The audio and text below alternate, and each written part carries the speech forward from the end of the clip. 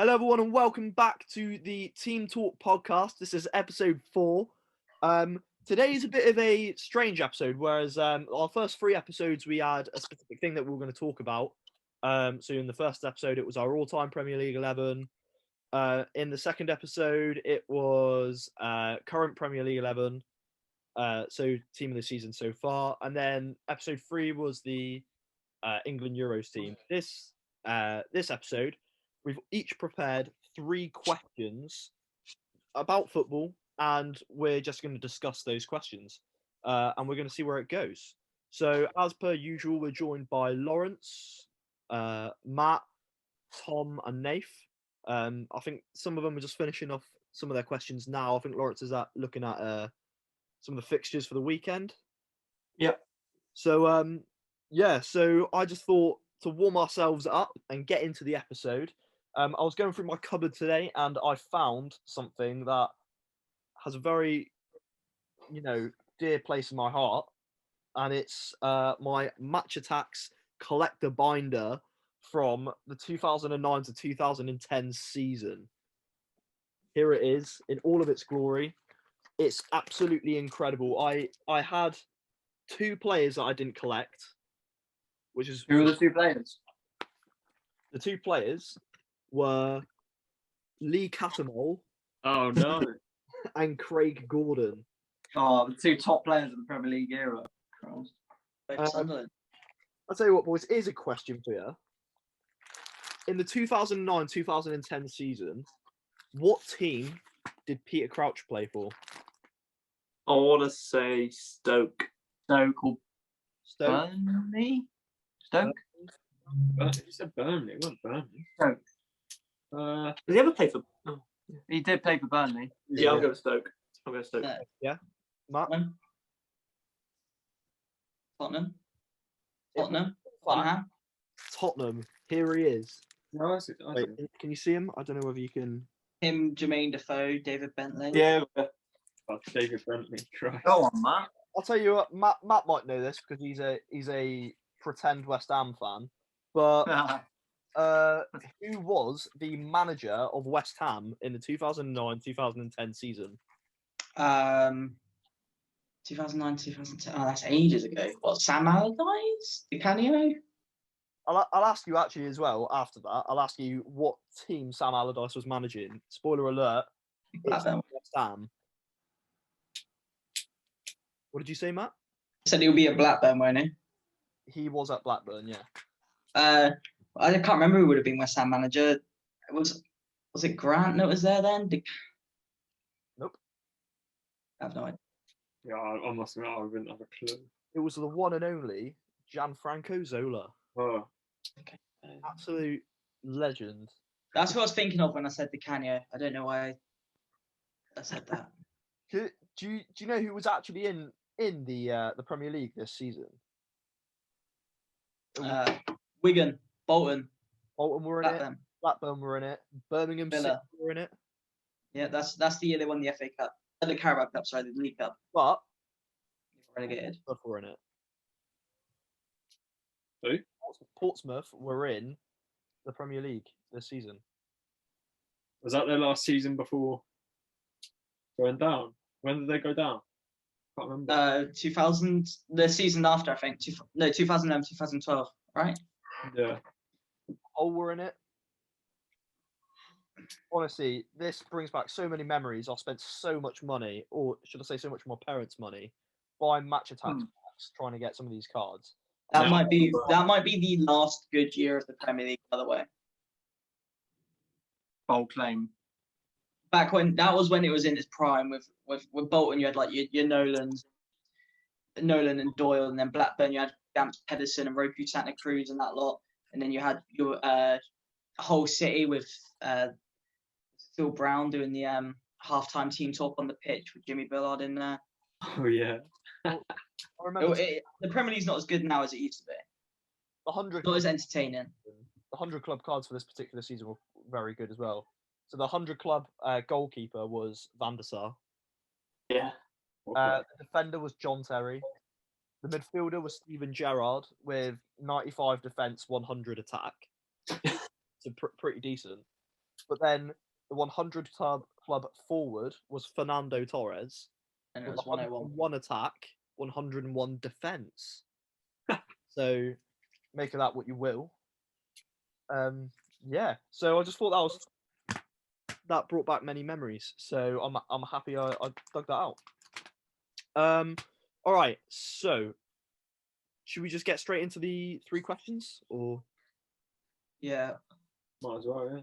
yeah, who wants to go first? I'll tell you what, Josh. I'm actually going to go off of what you've just said and use it as. I'm going to change one of my questions to this for Lawrence. So my question is now going to be: what is the best bit of sports if you have any best bit of sports memorabilia you've got? I've got a good one for that. I've got one just behind it. That's why it's made me think of that. Whack it out. I don't have one on me, but I've got a really good Nah, one. I've got this boot, which is signed by Sir Jeff Hurst. Obviously scored the hat trick against West Germany in the World Cup final.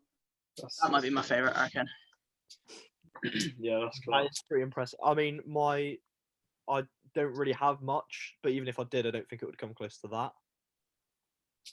Mine's pretty cool. Not for you lot, because you're obviously not massive Norwich City fans, but you can appreciate it. So we were the only team to beat Bayern Munich in their old stadium. The only English team to beat Bayern Munich in their old stadium, and it was in the Champions League or Europe back in the day, and we beat them 2-1. Jeremy Goss worldie, and I've got the match program for the away for that day signed by all the players. That's pretty Yeah, big. that's not cool. I've got a United shirt from when I went to United versus Portsmouth. I can't remember what year. But yeah, it got signed by everyone because my dad knew one of the stewards. So we got to like stand right next to the players' coach. So when all the United players are like finished in the change room, they would come out to get on the coach and they'd walk past us and signed shirt by everyone. But the only like Cristiano Ronaldo, like there's so many players, like Alan Smith, John O'Shea, Sir Alex Ferguson signed it. The only player that wasn't allowed to was Wayne Rooney because of copyright issues or something. What? Yeah, Really? Newman, That back when he was like front page of FIFA, probably. probably. Yeah. Yeah, that's pretty cool. I don't know what my favorite piece of sports memory. I don't really have much. No, I mainly just have retro T-shirts, isn't it? Really, from like past seasons, especially like United T-shirts. When you go to a game, do you get the match program every game you go to and keep? I used to collect all of the Argyle match programs that I went to go and see. I know that Matt, you've got like literally every single match program, haven't you, or something like that? Yeah, I do. I've got it written down how many matchday programs I've got on my phone. I'll find it. If I go to a Norwich game, I always get the program, but Yeah, I used to get can't- I don't get them anymore. I can't go to a game and not come home with a program. I don't know why. Really? It feels I have weird. 226 matchday programs. Nice. I always keep the ticket of the match. Always keep the ticket. Yeah, I keep the ticket as well. Yeah, tickets are good. Going back to what Matt said, if match programs at Argyle, I know when I used to get them were like £3 a match program. Yeah, £3, isn't it? Yeah. So that's quite a lot of money in itself. That is actually, yeah. I mean, considering some will be like, Yeah, but then there's like the were like, playoff final, which is like 15. well, wouldn't it? So that would be like a £5 or something. Yeah, Mate, that's mad. it's a lot of money. Yeah. Worth every penny, though, isn't it? Oh yeah. Got these nice book folder things to keep them all in, so they're like time dated on like when the first games were. That's sick. One of the best match programs I've got was I've got the match program from when I want to go and see United versus City in the Community Shield. I can't remember what season it was, what year it was. It's ages ago. It But was like 11, 12 or 12, 13, wasn't it, I think? yeah, it was something like that. If I'm not mistaken, I think Nani scored a brace. Yeah, Yeah. he scored. Mate, I was at that game. United were 2-0 down at half time and I won 3-2. Is that one? Yeah, that was a game. Same game. That's mad. I was at that game, yeah. We were at the same game. We didn't know each other. How mad is that? Yeah. Well, yeah, no, I was looking at it not too long ago, and under the United squad was the one and only Paul Pogba. So Come on. that's mad, isn't it? So that was obviously before he went to Juventus, right? Yeah, Juventus. Yeah. So, I think my favourite matchday program is one from Paul Scholes' testimonial. It was United versus New York Cosmos, which was ran by Eric Cantona and someone else who's massive in football. To be honest, it could be Pele. I can't remember. I remember got it signed by Eric Cantona, which is pretty sick. that is pretty sick. Mhm. Did you boys want to move on? I mean, so did you want to do like one question from each and then go round again, or did Yeah, you that sounds good. one person's 3 questions and then No, we'll do it from each sounds good. yeah? All right. So who wants to go next then? I need to get mine up actually. Hang on. I'll go first because I can keep it sort of like memorabilia. There's been a lot of football boots in the world created. But my question to you boys is, what is your favourite pair of football boots? Because Tom, can you go get them for me? Pardon? Can you go get the ones you're wearing today? You want me to go get the boots? They're in my car. Oh, I'll get a picture of them then. I can go get them if you want. No, it's fine. It's fine. That's a so tough. what are you boys saying? The Adidas OG Predators. Adidas Predators. Yeah. What, red and black? Predator. The one, yeah, the red and black ones where you used to like have to lift the flap and have it over the studs at the The bottom. tongue, yeah. Like the little, Am I like, gonna have to go get them? put the tongue down. Yeah. Am Yeah. I gonna have to go I get am- them? Or what? My favourites are a bit more old-fashioned. It's the Adidas Adipure 2 shoes.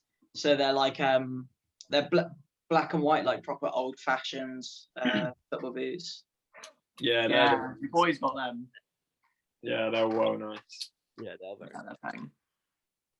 I really like just the common Tiempos as well. I think you just can't Yeah. really go wrong with Tiempos. So Yeah. it's a little bit, Yeah. bit of a bonus question for you on the topic of football boots. So all the time growing up, when I was playing football and stuff like that, I stuck to one brand and that was it for me. I Like was going to ask which brand's your I favourite. Yeah. always stuck to Adidas. I knew where I was with Adidas. I loved Adidas boots, but I know that a lot of people obviously. I remember when I was playing football, it was like Adidas or Nike. What do you prefer? Did you prefer Adidas or did you prefer Nike? Boots I- wise, for me, it's always been Adidas. I was a bit left field because I used to wear Nike boots and I wore like their Tiempos and that when they come out. But then before one game, my boots had ripped. So my dad went to like the local sports shop in Tavistock and bought the only pair of boots my size there. And they're a pair of Pumas. And from that day, I in love with Puma boots because that season I went on to score like it was the most I ever scored as a kid in a season wearing these Puma boots. So 3 from goals, now yeah. on, Puma's now the one for me. Puma do some nice boots now. The new Pumas Yeah. are really nice. They do nice kits as well. I Yeah. feel like between Nike and Adidas, I feel like Nike can produce some very nice looking boots, but for comfort and like traditional football boots, when you see these top players like Zidane, Gerrard, they're always wearing these Adidas Predators, and you're just thinking like, that's who you want to be in it. Do you know what I mean? If it So works that's for why them, mate. If it works for them, it's got to work for me. The thing about Adidas, comfort wise, like look like on the eye, I just think Adidas and Adidas Predators especially are the best boots. But I can understand why people would wear Nike because obviously like Ronaldo wears Nike, obviously Mbappe. Mbappe wears Nike. You know what I mean? Back to All that. these players. Adidas. I remember there was. Nike boots, I remember like it being a huge thing, like with Wayne Rooney, like the T90s, like Yeah, CPRs, T90s. Wow, they're beautiful very boots. nice boots. Yeah. do any of you like the like the Adidas like World Cup and the Adidas Kaiser 5s, them boots, you know what I mean? Like they're just Yeah, proper retro looking boots, like all black. Yeah. Oh, You the know- all black ones. They brought out some new all black ones, and they are unreal. Yeah, they're well nice. I remember. I think it was the 2014 or maybe 2010. I think it was 14 though. World Cup, and Adidas brought out like these white and black boots. The zebra ones, the battle packs. They look like, but literally every single, I swear down, every player that played in the World Cup that year wore these boots. They did some with the blue, like 2 blue stripes or 3 blue stripes on the these side. They're my favourites. Yeah. Oh, yeah. No, are they coppers? Yeah, but they have so like the studs are World Cup, and then they'll have like firm ground that are like, I think they're the coppers. It's weird, but They're lovely though. the World Cup are studs. But yeah, I don't know. Adidas Copper are the molds. Yeah. These if I could probably have any sort of boot again, I mean, I had these when I was younger. It'd have to be these ones. Jesus, they are T90. T90s. Yeah. Oh wow, they were so good. When Rooney started wearing them, he wore them in yellow as well. Yeah. They were the ones. All right. Well, I feel like now's a good time to move on to the next question. So, So mine's completely different. Mine's who's the best player ability-wise that you've seen live? It's not the best performance you've seen live, but best player you've seen in person in a football match. I'll start. I went to watch England versus Germany in a friendly match. Mesut Ozil was playing, and he didn't even have to touch the ball, and he was dominating the midfield. He was unbelievable. Obviously, we know how good he was when he was at Real Madrid, and that's just my final answer. To be honest, him second in that list was probably Mats Hummels as well. His way of reading the game was second to none. Underrated, yeah. Yeah, especially for a guy who's not got the speed. Like, we couldn't get past him at the back. Do you know what I mean? He was so good. The Ozil was probably my answer. Technically, he's the best. Yeah. I mean, for me, I think if you're going off like what player is the most technically gifted that you've seen, Yeah. I would have to say when Argyle played Liverpool in the FA Cup a few years ago, I remember it was in the home leg, and Jurgen Klopp subbed on Philip Coutinho, and he's probably the most technically gifted footballer I've seen live, but Argyle kept him so quiet, he did not get a sniff. I remember that, yeah. It was a quality game. He's probably the most technically gifted footballer I've seen live. Yeah. But I hope that Lawrence and Matt have the same answer for this one. We do. I'm sure we do. You have to. I'll let Matt tell the story. Well, Lionel Messi, I'm guessing. Yeah, Messi, Yeah. yeah. So we went and watched Barcelona v Valencia. It was first v third. I think it's safe to say he wasn't the best performer on the pitch. He wouldn't have been man of the match. Wasn't. But you could see just like how ridiculous. I mean, he almost scored an overhead kick from like 25 yards out. He did, didn't he? Yeah. It was a bit silly, but yeah. So with everything, I mean, you're arguably talking about the best ever football player, I guess. So very, very fortunate to see that. So I thank Matt. So as Matt's birthday present, he got to take a friend to watch a weekend in Barcelona, watch a match, and I'm very fortunate that he picked me, and I will be forever in your debt, Matt. So I reckon we can tell the hotel story. Oh, not the hotel story. I think we can tell the hotel story. So so we left on the Saturday, I believe. Yeah. The Saturday morning at about 2 a.m. We were at Exeter Airport, flew to Barcelona, got there at a ridiculous early time in the morning, checked into the hotel when we could, obviously. So we walked around Barcelona for about an hour and a half, came back, checked into the hotel, went to the game, came back, ate, went for dinner, did the whole thing, did like a whole 10K walk around Barcelona city centre, did all of that in one day. Came back that night, got back about 11, went to bed. Yeah. After watching some TV, so we were shattered, absolutely conked, right?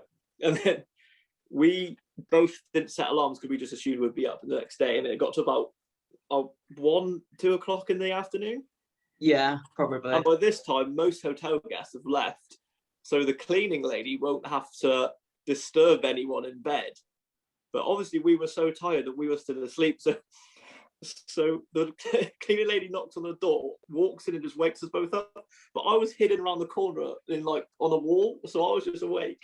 And Matt had to try and translate that we didn't need anything cleaned, and she just started shouting at him in Spanish. And he was like, "I'm really sorry, like no clean." She left and came back with someone else, and it was just absolute carnage. We're like, "What's going on?" Just woken up. We're getting shouted at in Spanish. Don't know what's going on. And it was so funny. I was crying, but I didn't let Matt know that I was awake because I couldn't know. What is Spanish? She didn't know English. It was absolute carnage. It was so funny though. Oh. I thought you were going to say something like, "Oh, we got a knock at the door. We opened it, and it was Messi, and he came." Yeah, no, yeah. I was, Came to thank all the fans next day. Yeah. No, yeah, that was quite funny. Yeah. All right, so I believe it's. Hang on, we haven't heard Nathan yet. Yeah. Oh yeah, no. I got to watch Paul Scholes score his last goal for Man United. Wow. But just watching him play is a joke. Like he was obviously getting towards the end of his career, so his legs are starting to go, obviously. But the way he just still controlled the game, and like his passing is just phenomenal.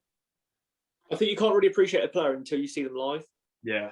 And for me, that goes with Sergio Busquets. When we saw him, he was a joke. Yeah. Just gliding on the pitch. Say again? I said, Josh is a nice Sergio Busquets, is he? That's down to FIFA. Yeah. It's because he's not fast on FIFA. Yeah. He's a cheat, isn't it, Josh? No, it's So we not- go back to Paul Scholes. That's a very, very good Yeah, Paul Scholes is a Good very pick. good. Yeah. pick. Got lucky watching. So for my first question, I've gone for in your footballing memory. It can be absolutely anything, whether you watched it live, whether you watched it on the telly, whatever. What is the most frustrating moment you can remember? Oh, I've got mine straight away. I'll kick off. I've got mine. Go on, Robert. I feel like somebody else might have mine. I Also. think mine will be up there for everyone. It was Lampard's no goal in the World Cup Yeah. against Germany. No, that was mine. Yeah. Yeah, like what? I remember If we're only- at the pub. We're at the local, weren't we, Josh? And it was the Argum. Rest in peace. All crowded out. Everyone having a good time. 2-0 down. Got it back to 2-1. Lampard scores an absolute worldly. Clearly goes in. Clearly goes in. And it just obviously everyone knows what happens. Ball went over the line. Referee doesn't give it. We go on to lose the game. Technology. And I still stand. I stand by this. I don't know if everyone agrees with me, but I stand by this. That we would have gone on to win that game. Yes. 2-0 Yeah. down. I 2-2. stand by that as well. Full momentum going forward. Yeah, it's just so frustrating watching that back.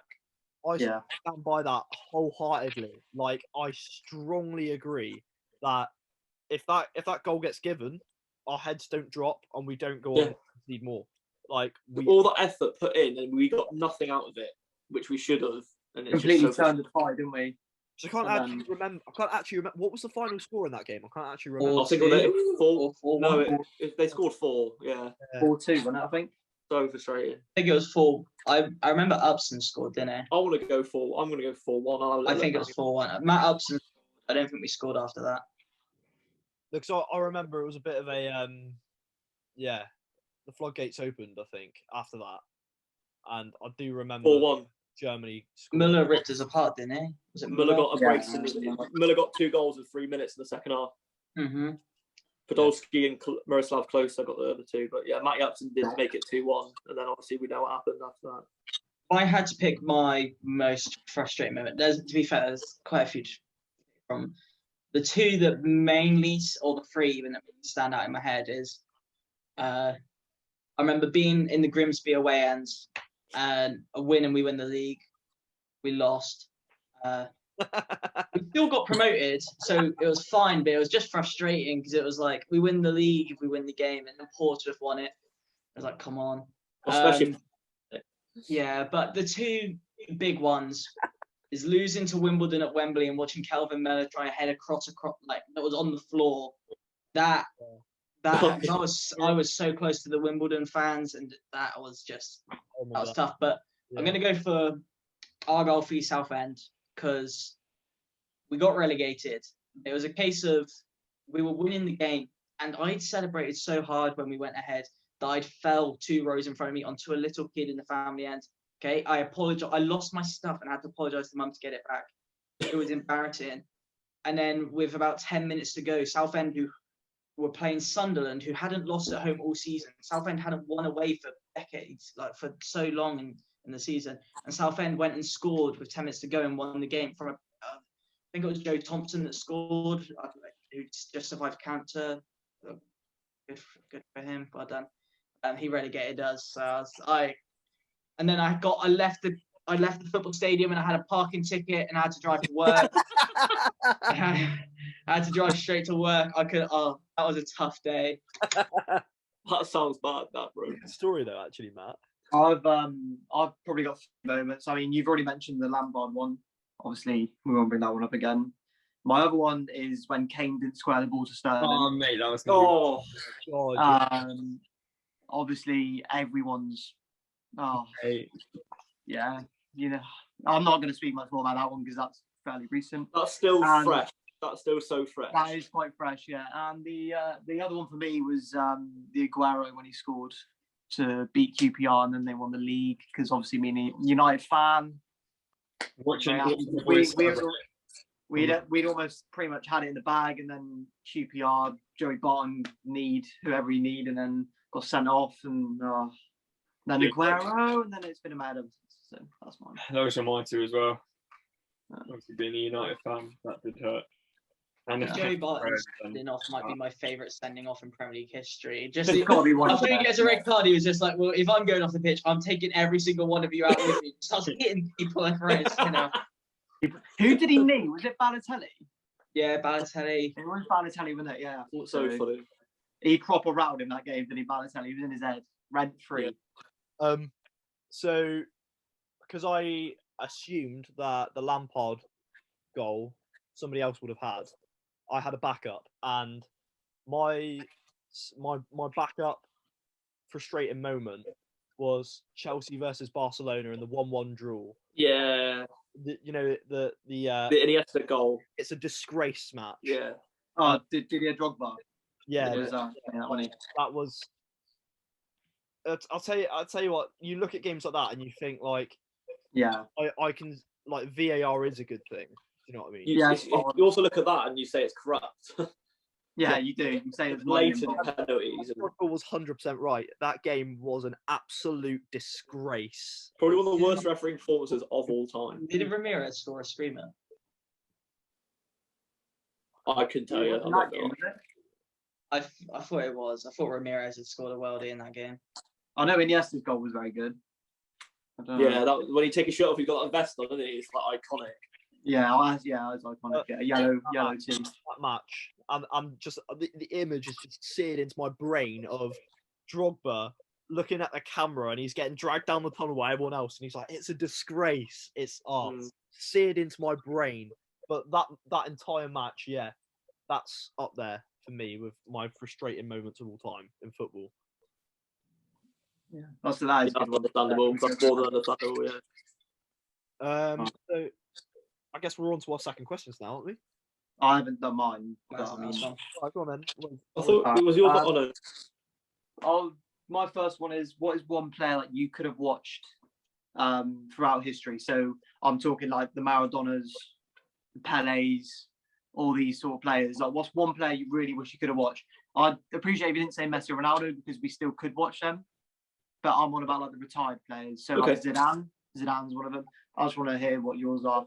Who's Mine yours? personally probably would be Maradona, because I used to sit with my granddad for hours and hours and we used to just talk about football players that were about, and then he used to just say that he was the best to ever do it. I mean, he used to carry the Argentinian team to like the World Cup. Do you know what I mean? I know the hand of God wasn't good, but he would say he was the best player to ever touch a football pitch. I mean, and all these great players like Gary Lineker saying that he was the best player like seen and played with. Do you know what I mean?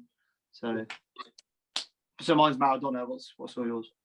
I mean, I think for me, I'm gonna choose the easy way out, and I think I'm probably just gonna say Pele, because you think he's easily the most, not excluding present players, he's easily the most iconic football player in history, and I never got the privilege to see him, so I would probably say Pele.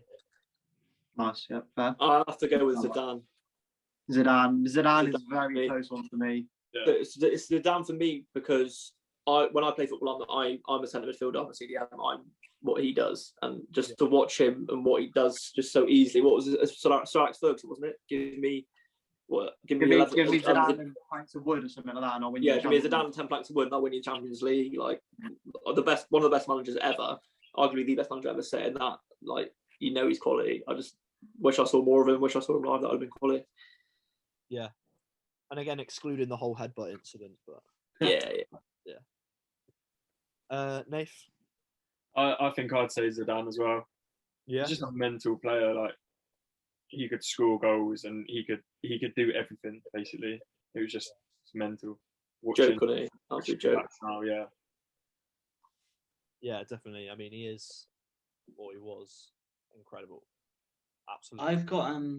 I've got a really weird one who's like, Here we go. We like weird. Yeah, who's this going to be? all right. Is it going to be So like I've Jonathan had, Walters or something? pardon? Is it going to be like something like Jonathan Walters or something? No. This is a player who, like, as a young kid, I read about this story, and it's always been like the maddest thing to me. His name was Hector Castro. He played for Uruguay in like the 20s and 30s. He won the World Cup, but he only had one arm. That's mad.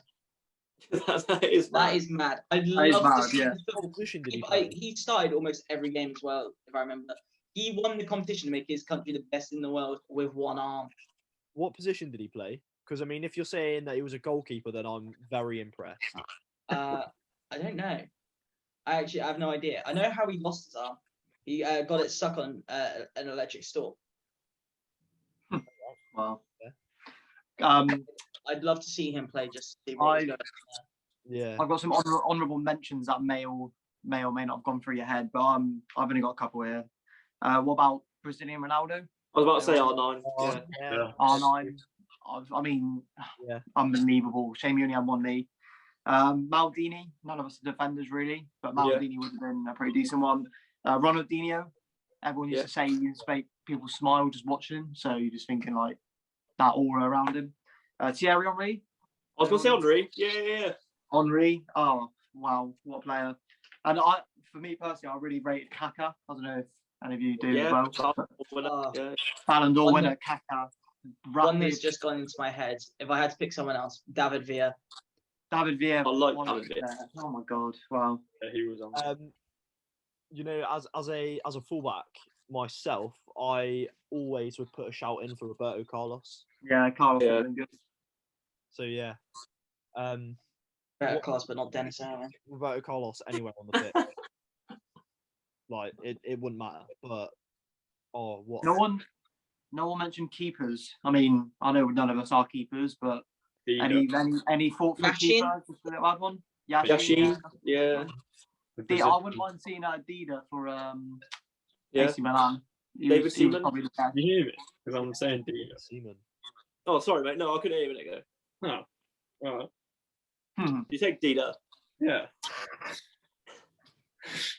Well, should we move on to the second lot of questions then? Yeah. Yeah. Crack on. So who said whose question was first? Was it I Matt? think it was Nath first with the boots. Me, yeah. Sorry. Pardon? Oh, that's embarrassing. Second question. I've got to find my questions. Oh, come on, Nath. Yeah, sorry, mate. Favorite World Cup moment. So this is like us being alive and watching a World Cup. What's your favorite moment? I'll go. Yeah. I think it's very. Yes, sir.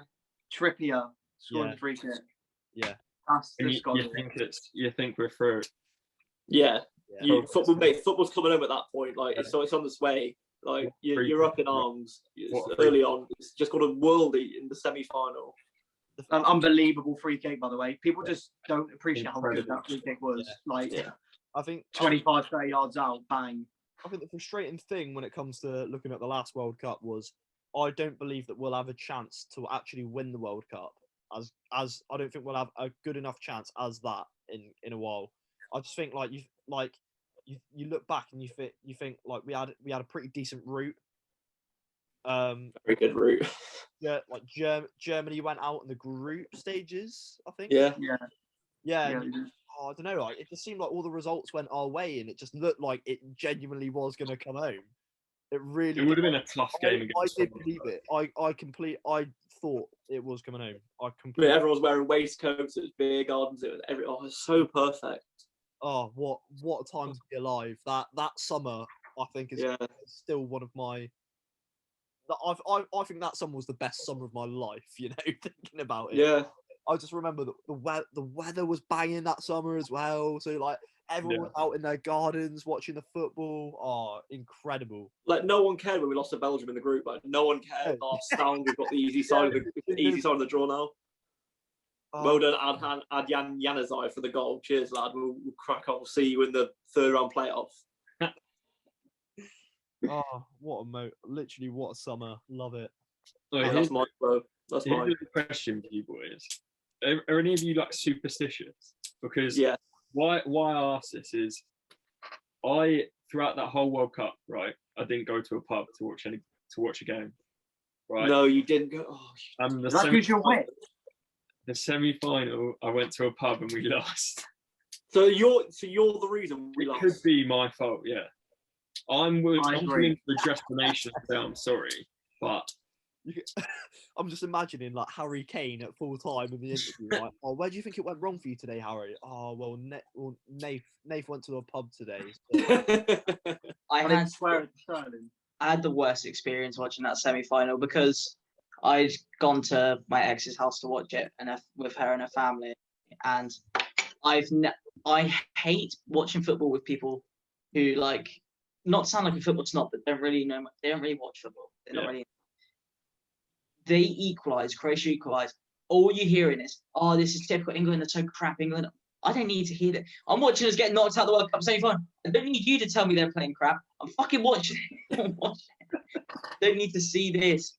It was. So I don't know we where would've gone- because we started that game off so well. Like we were all over them. Like we were incredible, and then it just went. Modric as well. Modric was on the pitch, winning best player in the tournament, Ballon d'Or winner, Mandzukic, fucking some top quality players. I mean, Yeah. Does But anyone if else you- have a different World Cup? Eddie Van Lovren coming away saying that he's one of the best centre backs in the world because he went to the World Cup final and the Champions League final in the same year. Or play like 3 Um, minutes. Did he? Nice. another World Cup moment as well. I mean, it's not England like related, but when Germany smashed Brazil, Yeah. what was the score? 8-2. Yeah. 7-1. 1. Was it 8? Was it? No, I think it was I 7. think Let me find that out. Fact check on that, please. Yeah, we'll get fact check. But I remember watching the whole of that game, and at the start of the game, I remember I was sat watching it with my dad, and I remember saying Germany are going to beat these by like 4 or 5 goals there, I reckon. And if the next Neymar thing- was on the pitch, I think Brazil still win that. no, Yeah, No, as soon as no. because with this the Brazil World Cup, everything was it was about 7-1 by the way, 7-1. 7-1. Yeah. Everything was about Neymar. The moment he got injured, all over the press, there were people crying all over the press. They'd given up on the team. Nothing. We're not going to do anything. We're not going to. And they looked like all of a sudden from being an incredible team to nothing. Like there was so much on Neymar for this World Cup. He was on it as well, and I think that mentally they just did not come out the same. Like all the press that whole week was about how it's over. No Neymar, it's over. No, and honestly, they just looked like a shadow of a team. They went from being probably the favourites for the World Cup to It was in Brazil, wasn't it? It's in Brazil. was it Brazil? Yeah. One of my standout World Cup moments that I quite enjoyed was 2010 World Cup South Africa, and how much it capitulated for France in the group stages. Everyone getting sent home early, but I think Evra left, Frank Ribery left, everyone leaving. They get knocked out the group stages in the same group as South Africa. What a way to start the World Cup. I felt proper happy with that because there wasn't too much to rave about with England at the time. So watching them fall apart was good fun. Just a quick stat on the Germany-Brazil game. Brazil had more shots than Germany in that game.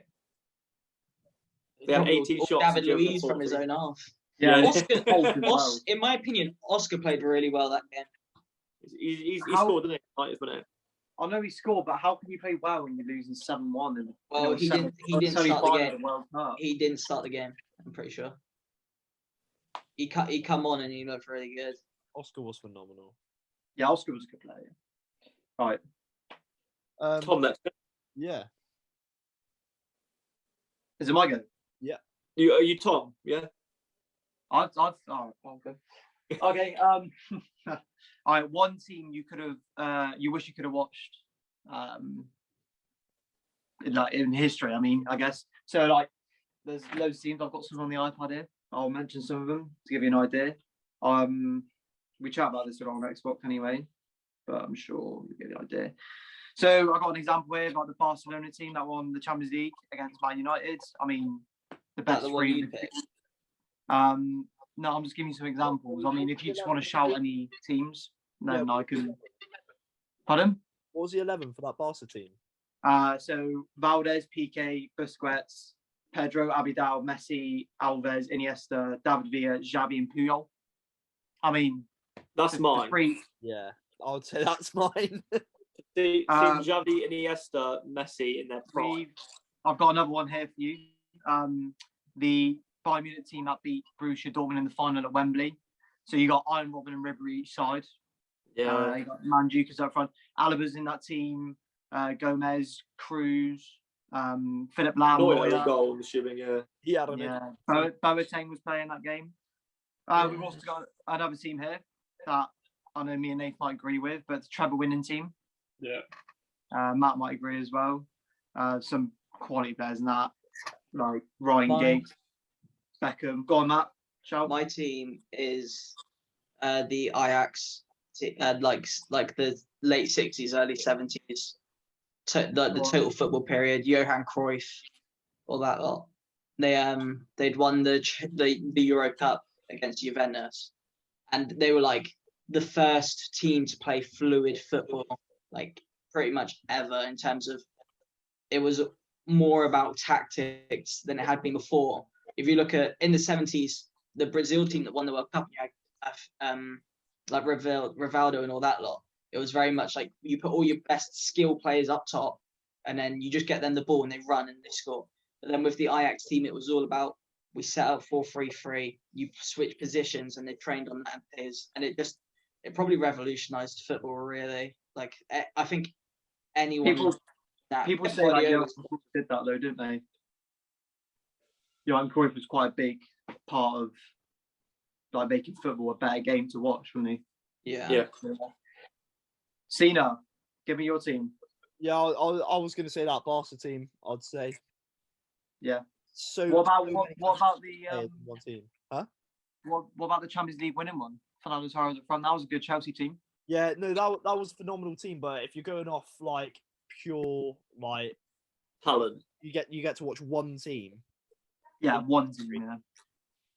I mean, you can't. I struggle to see how anyone, maybe other than Matt's answer, I struggle to see how anyone could say anything different. I mean, Puyol, Messi, Xavi, Iniesta, like I mean, Victor Valdez. yeah, Victor Valdez, like, unbelievable. Nathan Dobbin. Was Busquets in that team? Yeah, Busquets. Yeah, that's my answer. My answer was anyway was the Barcelona 08-09 team or 09-10 team, but yeah, quality team. Another one I'd think of is like the Real Madrid team from like the start of the 60s, the one that had like Di Stefano in it and Puskas and all that lot in it. Because if I remember rightly, they won the Euro Cup in 5 years. I think they won it 3 or 4 times. Yeah, 4 on the bounce, I think. Wow. Yeah, so they'd be a team I'd probably like to have seen play. Yeah, You got to be quite special to be able to do that, and obviously Puskas was that good up front that he's got his own award still named after him. So We were looking at his stats the other day, me and Tom. Oh, mate, it's a joke. Goal scoring record. I think he played like 750 games and he scored like 730 goals. Yeah, I'm pretty sure he's got more goals than games. But, Oh wow. I've got some honourable mentions here. I mean, Do you want to hear mine? Oh yeah, go on, mate. Sorry, I thought you did. Mine would be the 2011 United team that beat Arsenal in the FA Cup 2-0. Give us some names. All right, you want the names?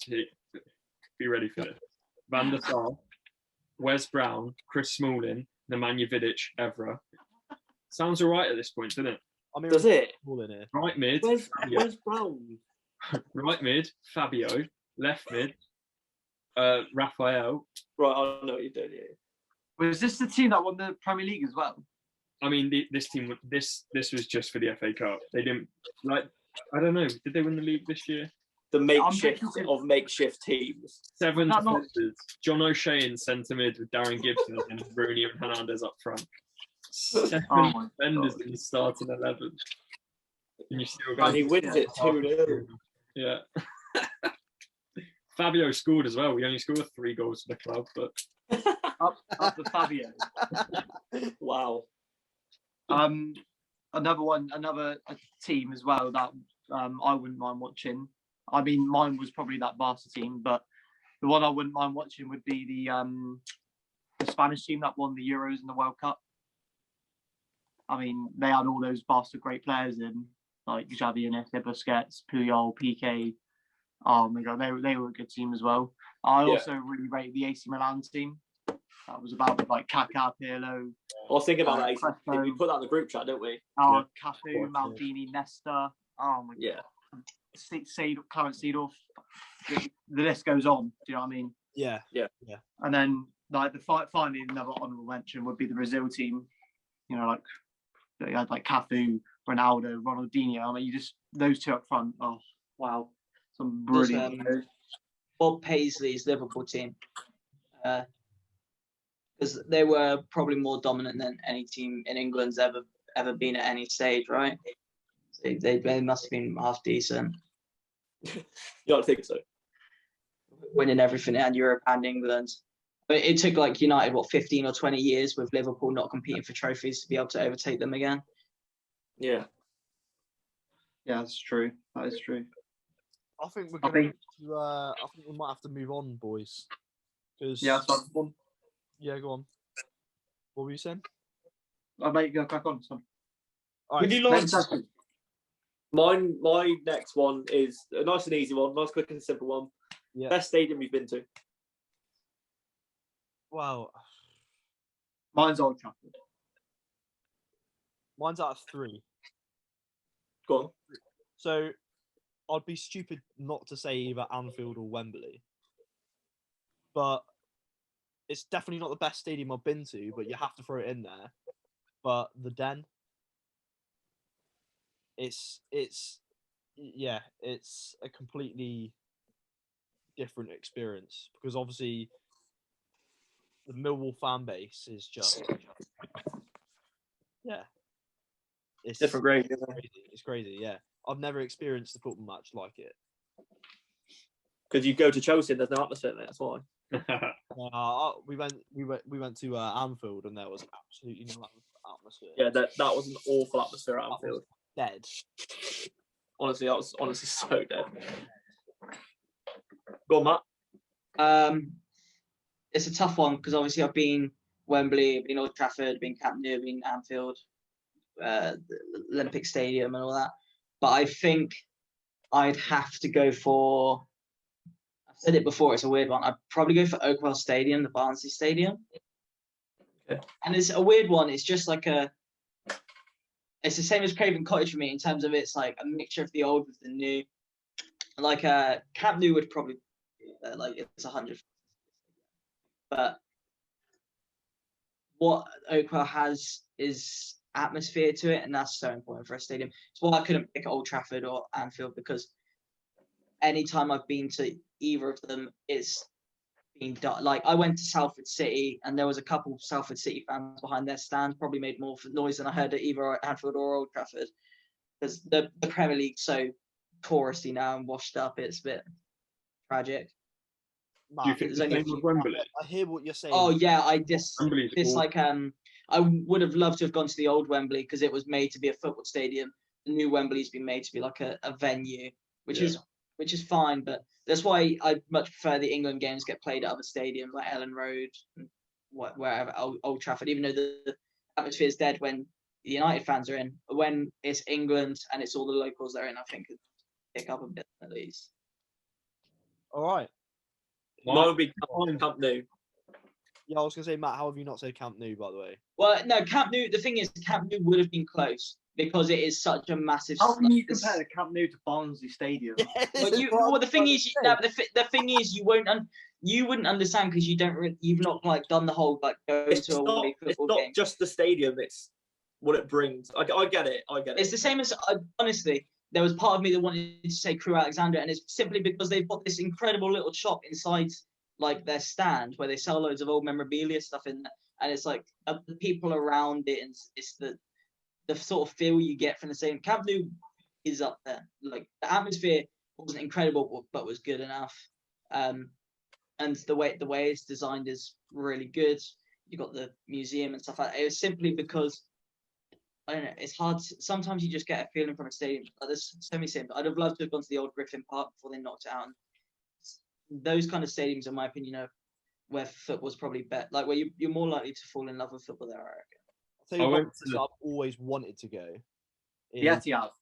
No, San Siro. Oh, Mate, Yeah, I I would wanna go. love to go to I can't think of what the stadium's actually called. Borussia Dortmund Stadium. Oh yeah. I can't think The of what it's atmosphere there would be a joke. insane. I went to the Amex, quite a nice stadium, and it was when they were pushing for promotion. And that was a good atmosphere. It's a big stadium, that. Yeah, it's a really nice stadium as well, to be fair. It's, yeah, I like the look of the Amex, I really do. I just like Brighton's football club as well. Just Yeah. got a text from Lloyd's telling me that I've been trying to set up a new payee with them, which makes no sense because I'm with NatWest. right. Was that? Did everyone say a stadium? Yeah, I believe they did, yeah. Right. We're gonna have to. I think we're gonna have to hurry this on a little bit, boys. I'm not gonna lie. We're taking our time with this. I think we've taken more time doing this than what we have picking our 11s. Because it's just nice football chat, isn't it? Yeah, it is just nice football chat, but you know what? That's what the Team Talk podcast is all about. All right? Exactly. I've got it. No, that's my second question. Yeah, go on. All right. Simple one. Just answer from everyone. Best individual performance you remember in the Premier League? I'll start. Mine's Arshavin's 4 goals for Arsenal. Yeah. So that was incredible. So, That's quite hard, actually. Yeah. there's one that comes to mind. See, do you know what? There's one that comes to mind, and it's literally just the first one in my head. It's not to say that I think it's the best one. It's the one that's first come to my head. But when Where did it come to? Yaldum scored was it 4 or 5 goals? I was going to say that, Ronaldo versus Norwich. Yeah, that was pretty banging performance. Yeah, I watched Great all of shot. them as well. With performances against Norwich, I thought one would have stood out to you, Lawrence. Suarez, yeah, mate. Pick any of them. The one where all of his goals were just ridiculous. Mate, all of them were. Mate, he's got like 4 from like the halfway line against us. Mate, That's honestly, the one, mate. the That's the joke. one. I think that was at the Carra as well. Who did you have in goal at the time? John Ruddy, mate. Honestly, like I just couldn't be asked. Like we're coming up against Liverpool. You see Suarez to start. You're like, all right, there you go. It became a mental thing with the players as well. I think like after the first 2 or 3 games, you're like, right, okay, this guy likes playing against teams in yellow. Like he's got to perform, and he just does every week.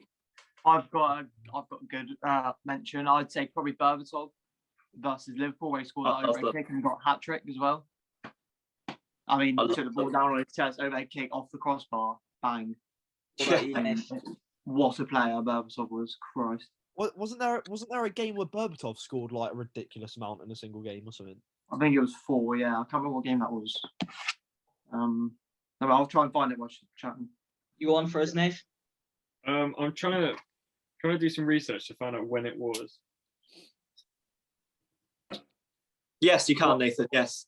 I was thinking of Lukaku scoring a hat trick on Sir Alex Ferguson's last game in charge.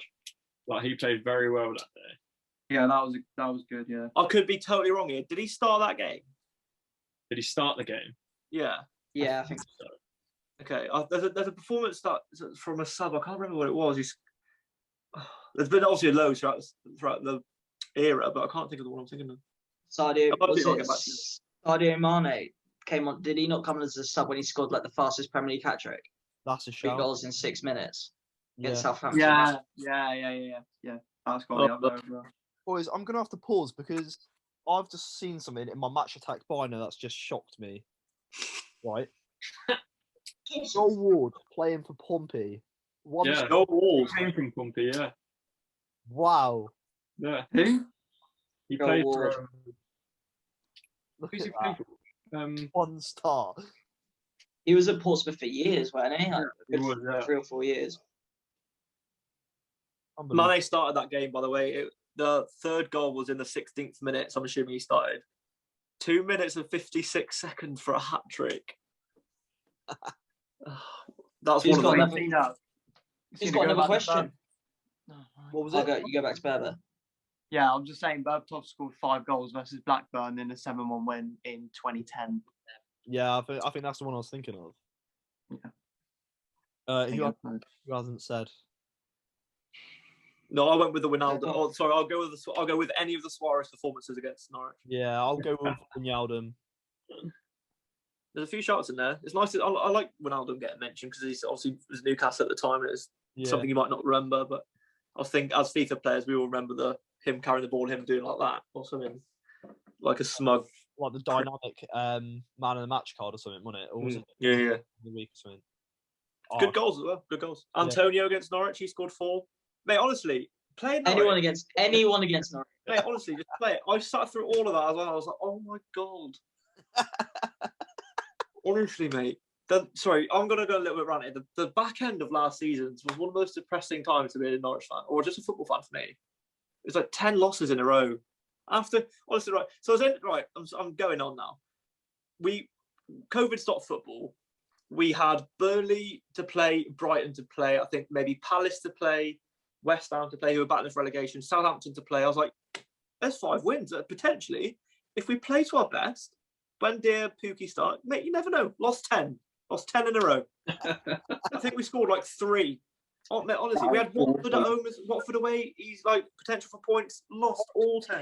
To be fair though, I remember at the back end of last season, I remember Norwich put in a good shift against Chelsea. We only beat you 1-0 or something, I think. Yeah, mate, that's a good performance for us. We had 2 red cards in the first half against Burnley at home. Sorry. Anyway, next question. Let's move on. Right. I'm the only person that I think that hasn't asked my second question. So, I'm going to go for, what do you think is the worst transfer you have ever seen? Doesn't have to be in the Premier League, just any league, or it can be in the Premier League if you want it to. Just one of the worst transfers you have ever seen. I think I've got like the one. I've got my one. Is everyone's Jonathan Woodgate to Real Madrid? Yeah, yeah. No, mine wasn't. Oh, I transfer. think mine's between 2. Mine's probably between Dembele to Barcelona. Really?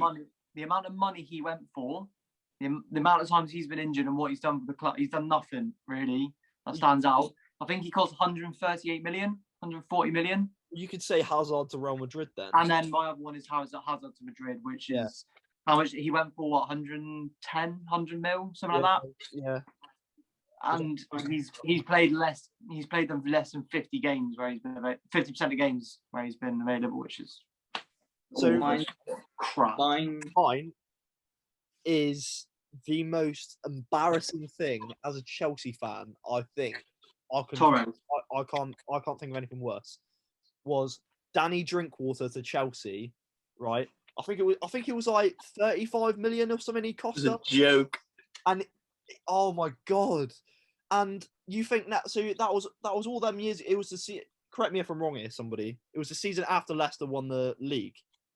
So I think we bought Kante and Danny Drinkwater in the same transfer window, I believe.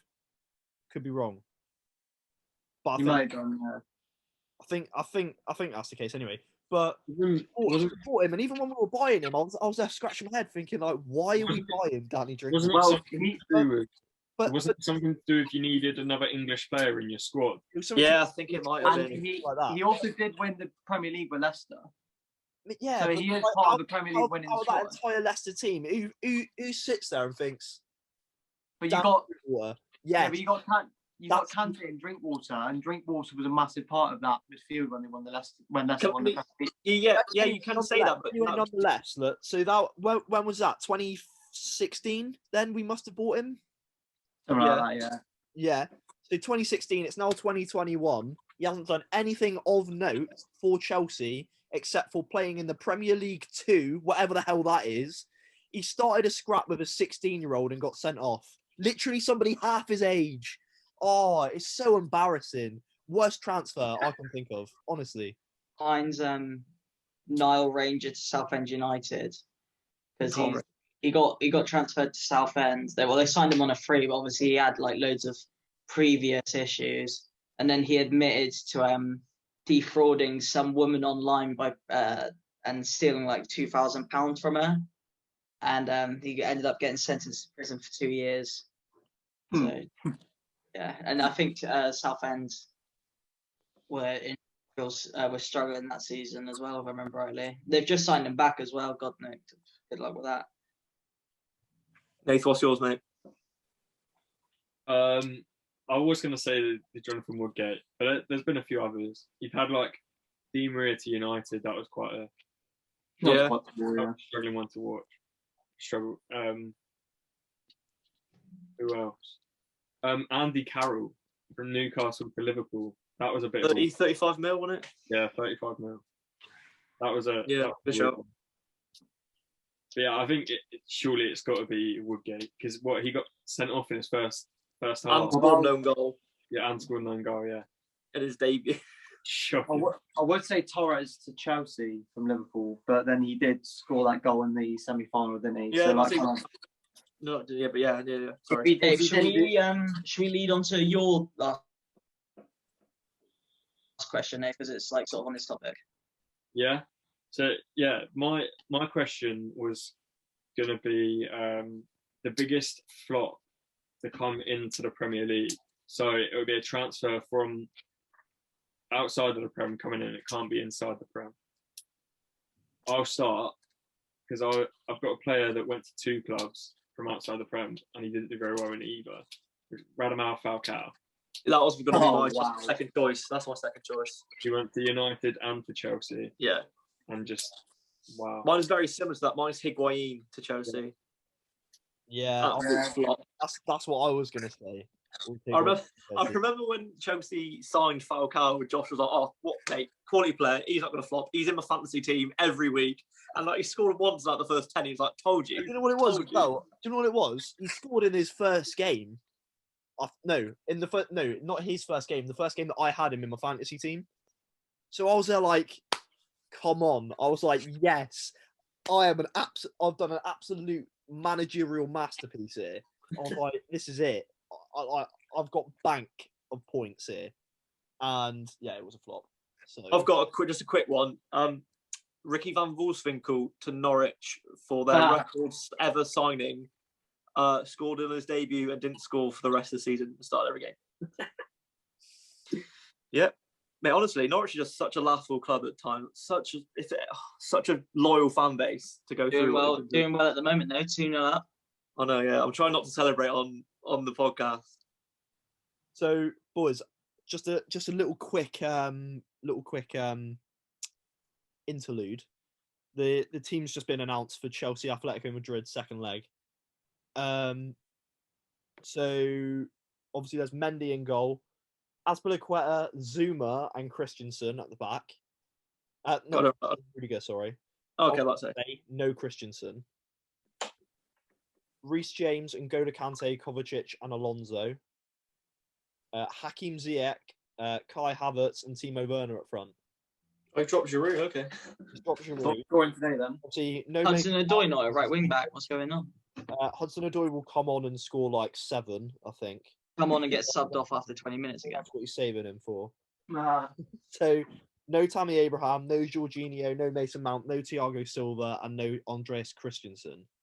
And Christensen has been phenomenal recently. Phenomenal is a strong Anyway, word. back to it. Who was next? I'll round off mine. I'll bite the bullet.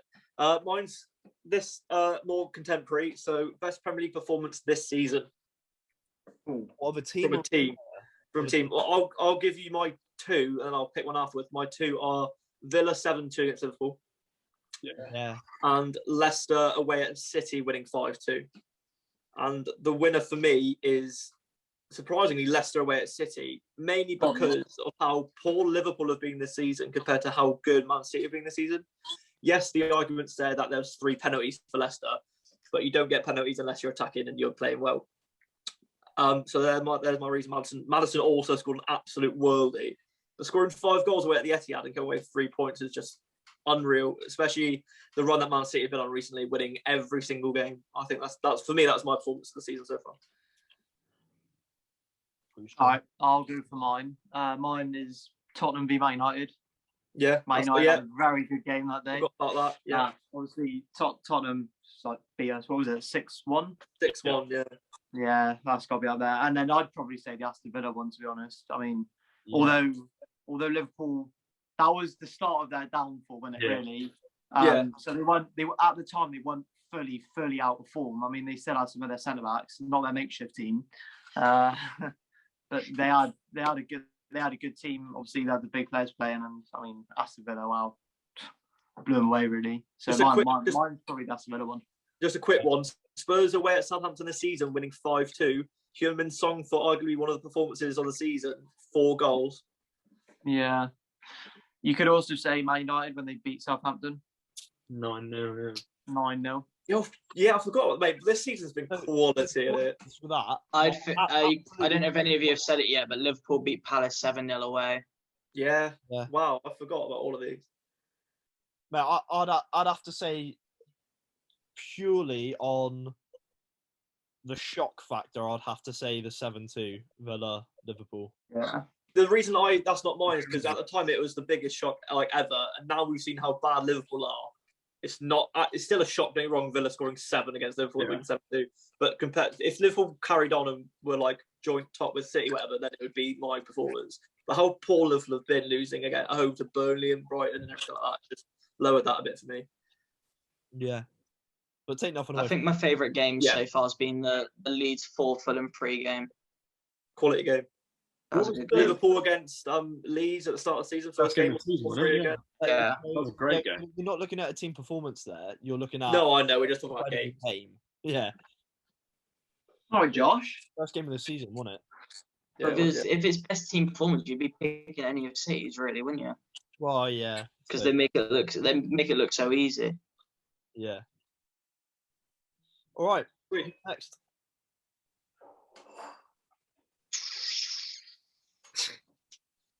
Someone go. Me and Nathan have been. So Yeah. All right, I'll go for mine. Right. I don't really want an explanation. It's not a very big question, but who do you think's better out of Messi and Ronaldo? Ronaldo. Messi. I'm Messi. Oh, I feel like a deciding vote. Now, Josh hasn't said it yet, but I then personally have always thought Messi is better than Ronaldo. But one That's thing it, I alright. would say is that Ronaldo, I think when you it comes down to the finest of margins when you're looking at the best players in the world. I think actually Ronaldo might just edge it. As much as I tend to disagree, I feel like you can't argue with the point I'm about to make. It's the fact that you look at like Portugal, Ronaldo single-handedly gets them through games. Do you know what I mean? And wins them games. And did Messi not do that in the World Cup? and you So I'll just- Messi's look at Messi, and Messi does do that. He does, but Ronaldo's far better at it. Ronaldo is he's almost engineered himself to be the perfect footballer. Messi is just pure raw talent, like natural raw gifted talent. This might seem pure from me now. It might be construed as pure hypocrisy, but for me, Ronaldo's a better athlete, but Messi's a better player. Yeah, I agree. I think it's cool. how mad's this? Messi has got a goal or an assist in every single league game for the last 3 months. I was going to say that. That's mad. And then Ronaldo's But then- got a perfect hat trick in the first 35 minutes of the day. You're just talking about this like year, but then do you remember the season where Messi got 91 goals in a calendar year? Like, come on. Tom, He played I think he it's worth played noting as well that 60 Tom brings it up all the time. 64 games and 91 goals. What? Like, that is levels. Like, no one's gonna get near that. But when we're alive, I don't reckon. And maybe Haaland, but maybe Harry Kane when he was City. So that actually takes me nicely to my last question. So mine's very topical. It's very similar to Tom's, but mine's very topical. Mine is Haaland or Mbappe. Mbappe. I'm going Mbappe. This is what I'm talking about at the moment. Yeah, World Cup winner, league winner. I'm going Mbappe. Could win the Champions League this year. The thing is, Mbappe's already won that much at this age that Haaland, there's a chance Haaland might never win as much as what Mbappe's already won. But you look at it and you're talking about the World Cup. Look at that France team. I mean, Haaland's not going to win. Yeah, look at that France team that Mbappe not only Anytime soon. got into, but was probably their best player in, which says more about him than his team. Haaland's never going to win the World Cup, but you can't hold that against him. And Norway just... Yeah, you can't. Yeah, you're right. Yeah. No. Same reason as Pookie, mate. Finland are never going to win the World Cup, but he's still one of the all-time goats. Like, no, I am. I think I would say Haaland at the moment. At this moment in time, Haaland, because he's tall, he's strong, he's fast, he's an excellent finisher. He's got his mentality, I think, is the most impressive thing about him. He is genuinely disgusted with himself if he goes a game without a goal, and I think that's a pure winning mentality.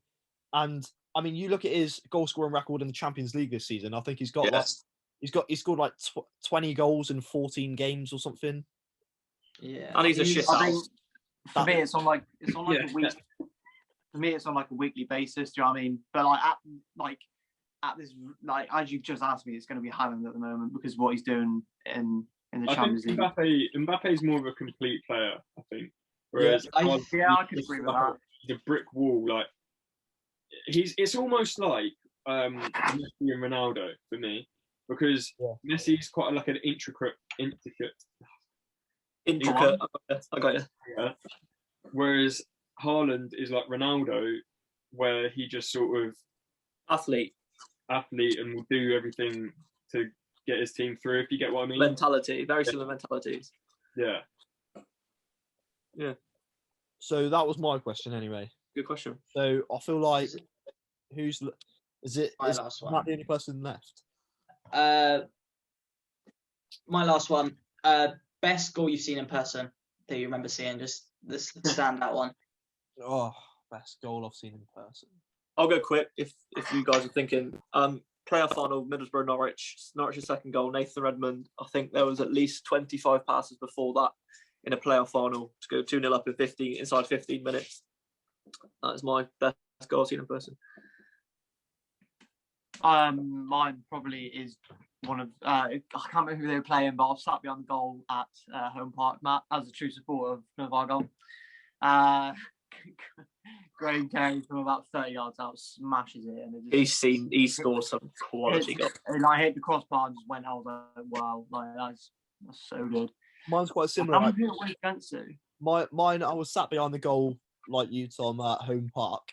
I can't remember who exactly we were playing, but I think we won something like 4-0 or 5-0 or something like that. And it was Lewis Rooney. I was about to say Lewis Rooney. Oh yeah, against Hartlepool. Hartlepool. He's got an Worldy. absolute banger. Absolute banger. I think I can't think of a better goal that I've seen in person. I was saying I've seen I did the maths on it. It was like over 700 goals in person, and out of my top 10, at least 6 or 7 of them are Graham Carey goals. Like it's tough, but it's probably the one against Millwall from like he's just in front of the halfway line. It's like when you see a goal from the halfway line, it's usually like the high catches the keeper off guard, loops in. He just hit the ball so hard that he's just gone straight into the top.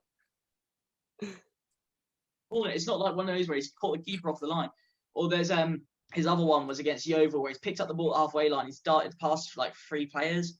He's like 35 yards out. The keeper's just stood slightly off his line on the edge of his 6-yard box, and he just kicks the ball so graciously. Like, it just looks like he's just sort of chipping it into the top left corner of the net. It just curls in. So I'd have to go for one of those too.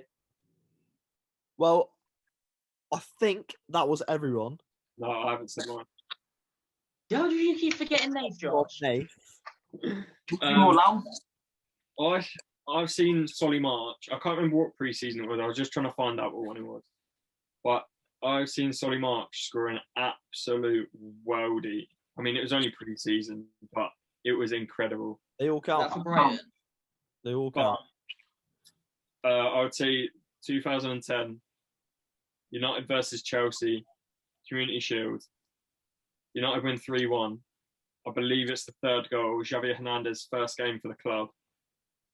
He's gone to kick the ball, lost his foot, hits his own face, goes in. Quality. Can't see. What goal? Yeah, What fair goal? enough. Raw natural talent again. Should we wrap it up there then, boys? I think Yeah. that's a very good place to wrap it Yeah, up. just Um, predictions now, innit? No, there's only 4 games, so I didn't know if you wanted to do it or not. Nah, we Only can, we, can 4 leave, games. we can leave it As long this as it- week. This cup week. Yeah, we can leave it this week. Okay, well, I think that, like you said, is a good place to wrap it up. Next episode, again, we haven't decided what we're going to do, but I quite enjoyed this episode. It was a little bit different Yeah. to what we usually do. Let us know if you preferred this type of episode, whether you preferred like the episodes 1, 2, and 3, like we have been doing. What do you prefer? Let us know. But yeah, we'll see you again on Wednesday next week. We'll So, put up what we're gonna do. We'll put up what we're gonna do on the social medias. yeah, Link the Twitter below. we might do like a poll or something like that on Twitter or Instagram or Yeah, link Twitter and Instagram below and go hit us up. so yeah, let us know what you would like to see in the next episode. Let us know what you prefer. And we'll see you again on Wednesday. So thank you very much for tuning into the 4th episode of the Team Talk podcast. And until next time, see you later.